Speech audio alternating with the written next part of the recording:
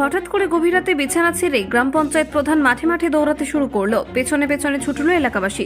এই ঘটনায় এলাকায় ব্যাপক চাঞ্চল্য ছড়ায়। ঘটনাটি ঘটেছে হুগলির গোঘাট 2 নম্বর ব্লকের কামারপুকুর পঞ্চায়েত অন্তর্গত 10গড়া হাজরাপাতা সংলগ্ন এলাকায়।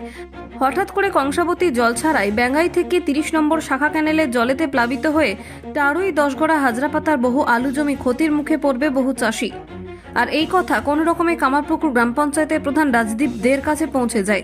দিনমজুরের ছেলে গ্রাম পঞ্চায়েতের প্রধান, সে কি আর বিছানায় শুয়ে থাকতে পারে? একই কেননা বারবার চাষিরা ক্ষতির মুখে পড়ছে। প্রধান বিছানা ছেড়ে সহকর্মীদের নিয়ে দৌড় দিল মাঠে মাঠে। তারপর কোনো ক্রমে 30 নম্বর শাখা ক্যানেলের জল বন্ধ করার জন্য গেট বন্ধ করে। প্রধান যদি না গেট বন্ধ করতে পারতেন তাহলে আজ বহু চাষের ফসল জলে ভাসত। প্রধানের এই উদ্যোগকে চাষি মহল থেকে শুরু করে সবাই সাধুবাদ জানিয়েছেন। এ বিষয়ে কে কি জানাচ্ছেন বিস্তারিত দেখুন।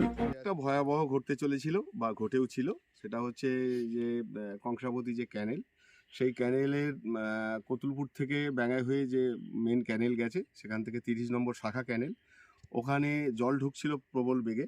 সেই জল চাষিদের, এক তো বৃষ্টিতে আলুর ক্ষতি হয়েছে মারাত্মক, বিপন্ন চাষিরা। দ্বিতীয়বার আলু চাষ করেও এই ক্যানেলের জলে তাদের আলু ভেসে যাওয়ার মতো পরিস্থিতি তৈরি হয়েছিল। সেই পরিস্থিতিতে গ্রামের মানুষ আমাদের পঞ্চায়েত প্রধানকে ডাকে এবং আমিও ব্যক্তিগত উদ্যোগে প্রধানের সঙ্গে যোগাযোগ করে প্রধান নিজের উদ্যোগে বলে আমরা সঙ্গে সঙ্গে যাব, ওখানে লোকজন নিয়ে আমরা প্রধান আমাদেরকে নিয়ে আসে। পানায় ভর্তি হয়ে গেছে মাঝখানে, একে তাকে খবর দেওয়ার জন্য আমরা বহু চেষ্টা করেছিলাম। শেষকালে প্রধান কামারপুর প্রধান সাহেবকে খবর দিয়ে উনি এসে মোটামুটি চাষিদের সঙ্গে কথাবার্তা বলে ব্যাঙায় যে মোটামুটি গেটটা এঁটে দেওয়ার পরেতে অনেকটা সাশ্রয় হয়েছে। হ্যাঁ, গেটটা পানায় বুঝে গেল, সেইটাকে আবার নেমে প্রধান সাহেব নিজেই নেমেছেন, নেমে আবার ওইটাকে গেটটাকে পানা ফানা সরিয়ে আর করে সব ব্যবস্থা করে গেটটাকে এঁটে দিয়ে এসছে। এরকম প্রধান থাকলে তো ভালো, যদি গ্রামের উন্নয়ন বা আরও কাজ এগিয়ে যাবে। আর এই যে পাশে পেয়ে এটাও আমাদের আনন্দিত, চাষিদেরও খুব খুশি এসেছিল। ঠিক আছে, সমস্ত চাষিরা এসেছিল, বলেছে চাষিদেরও অনেকটা খুশি। দেখুন, রাত্রির প্রায় তখন 12টা বাজে।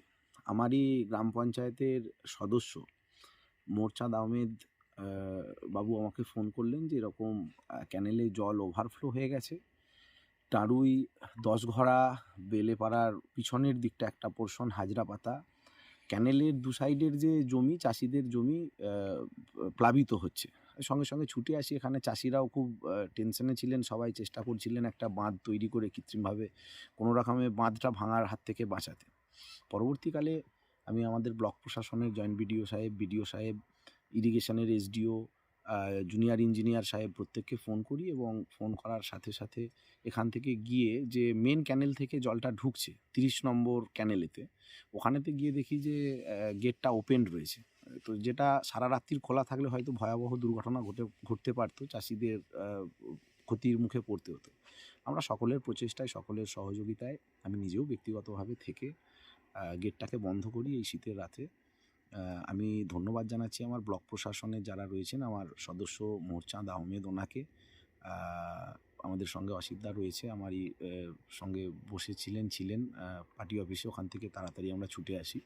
ধন্যবাদ জানাচ্ছি আমাদের ব্লকের জয়েন্ট বিডিও সাহেব যারা এত রাত্রেও আমার ফোন ধরেছেন, এসডিও সাহেব, ইরিগেশনের ইঞ্জিনিয়ার, জুনিয়র ইঞ্জিনিয়ার সাহেব প্রত্যেকে সহযোগিতা করেছেন, ফোন ধরেছেন এবং আমরা আলটিমেট একটা দুর্যোগ কাটাতে সক্ষম হয়েছি।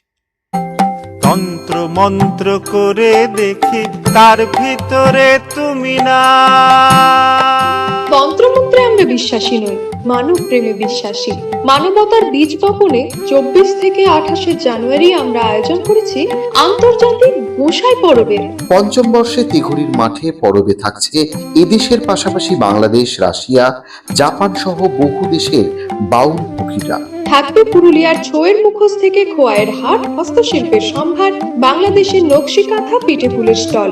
মানুষের মধ্যে ঈশ্বরের অস্তিত্ব খুঁজতে সামিল হন আমাদের সকলের উৎসবে। শাস্ত্র গ্রন্থ পড়ি যত, আরো দূরে সরে যাই, আরো